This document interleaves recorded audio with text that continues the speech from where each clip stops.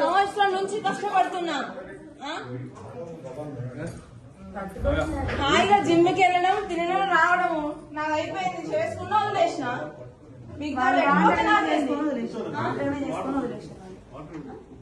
అదే జీవితం అనుకున్నప్పుడు నన్ను ఎందుకు చేసుకోవాలి? హాయిగా నా లైఫ్ లో నేను హాయిగా ఉన్నా. డాడీ షాప్ కి వెళ్తున్నా, హాయిగా ఉన్నా. నాది హ్యాపీ లైఫ్.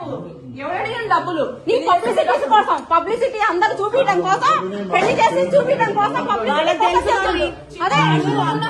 కనిపించని వాడికి తెలుసు. తెలిసి వాళ్ళ రాజకీయం కోసం చేసి రాజకీయం కోసం తెలవడం కోసం చేసింది. వదిలిపెడతామన్న ఉద్దేశంతోనే చేస్తుంది. తెలిసి విజయ్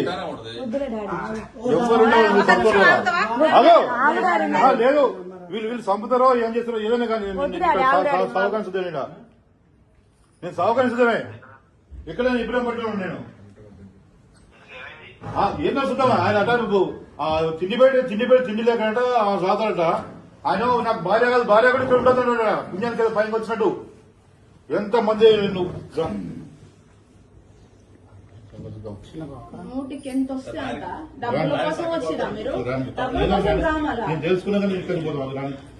అన్న అందరం ఉందాం. డబ్బుల కోసం అంట. ఎన్ని అన్నా భరించిన, ఏం చేసినా లాస్ట్ కి ఇక్కడ నుంచి ఆషాఢం నుంచి వెళ్తుందా అని చెప్తే తాళి ఇక్కడ పెట్టుకొని ఇట్లా ఎన్ని చేసినా భరించిన, అన్ని నా మనసులో ఉన్నాయి. ఇంకా ఎందుకు భరిస్తా నేను? వాడికి ఇట్లాంటి ఎన్ని పాపాలు తగిలి ఆ రోగం వచ్చింది. ఇంకేం వస్తుంది? స్వామిని సాధించాను అన్న, నీకు కాదు ఎన్నోసార్లు పాపం ఆయన. నా లైఫ్ లో నేను హ్యాపీగా ఉండేదాన్ని. తీసుకోవచ్చు అదే కదా, సంవత్సరం నుంచి ఇంటికి వచ్చి పిల్లని ఏమని తీసుకొచ్చి నా పిల్లలకి పబ్లిసిటీ చేసి గొంతు కోసి అక్కడ కూర్చోబెట్టి ఇప్పుడు డబ్బుల కోసం మాట్లాడుతున్నారు. డబ్బుల కోసమా లేకపోతే ఇంకా తిండి పెడతా ఊకనే అందరు ఇంట్లో పని మనిషికి పెట్టినట్టు పెడతా. ఎంతమంది ఇంట్లో అందరు ఉంటారు, నువ్వు ఉంటావంటే మరి అందరు ఉండేటట్టే చేసిండు పెళ్లి.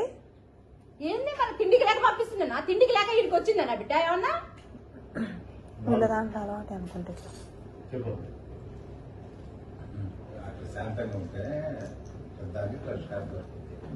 నేను ప్రతిసారి బిహేవియర్ సర్దుకుంది. నేను ప్రతిసారి ఇదే బిహేవియర్. మీరు ఆగుతారా? ఒక నిమిషం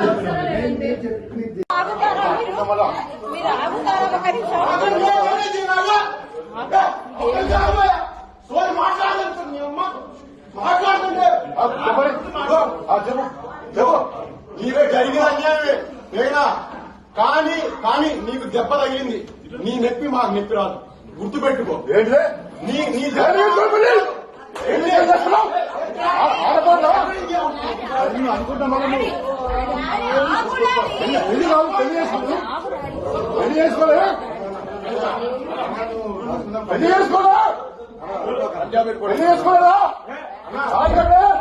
పుణ్యానికి వచ్చిందా బిడ్డ?